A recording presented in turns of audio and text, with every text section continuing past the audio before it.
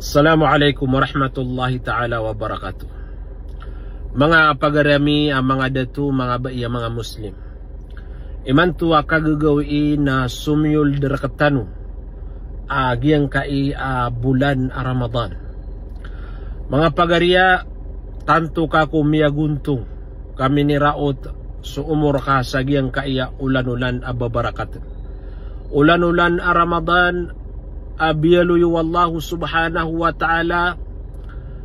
mala iarga ku mga ulan-ulan langwan taman amapiya na tiyago saya wallahu subhanahu wa ta'ala. Ulan-ulan akatubat si iku mga dusatan,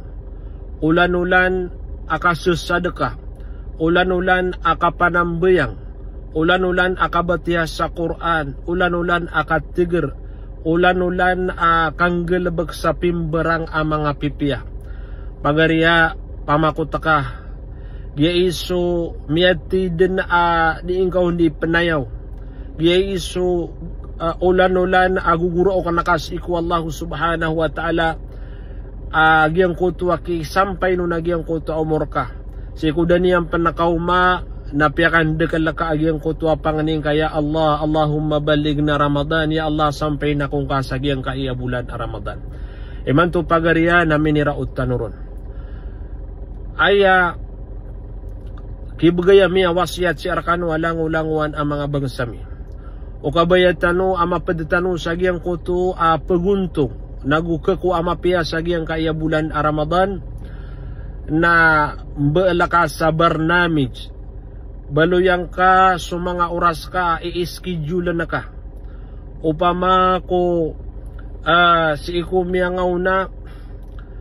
mga kadundo kagagawi na adina mga galabak kaon kadudunya nagyang kaiman tuwa bulan Ramadan na din kaon na ya plagi din na pagariya suratan na kagiyang ko to oras ka naturduang kaon nagyang ko to kapanambayang so mga faradu agugyang ko to mga sunnah bala ka sa oras ka sa agyang ko to kabatiya sa Quran ang ka makatamat ng mga pagariya kaso Quran na upama ko lalayon mati agyang ko to tao na makaw makasalungan amawri na sifat ang kaniyan iskidula ni agyang ko to orasyo kabatiya sa Quran mga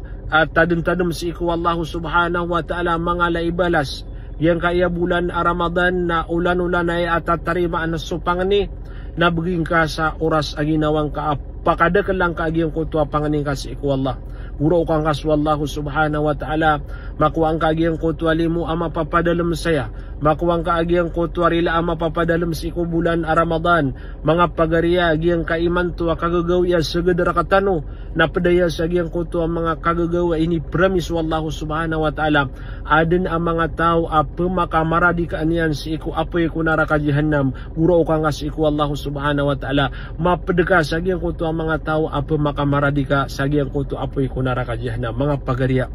ikalimutan wa ginawa tanu ugupan tanu ang mga ginawa tanu wanto na ipaman na kanggo na itanu sa giyang kaya bulan Ramadan sa aya malakiugup tanu sa ginawa tanu na tanor tanu sa mga oras tanu bala tanu sa schedule si iku paman nakabatiha sa Quran sa giyang kuto ang mga tadum-tadum si iku Allah subhanahu wa ta'ala o kabaya ka tumataka sa Quran na umanawa ka to na makapasad ka sumbayang nabatiya ka sa Quran lakatang ka sa Quran na napbatiya kaon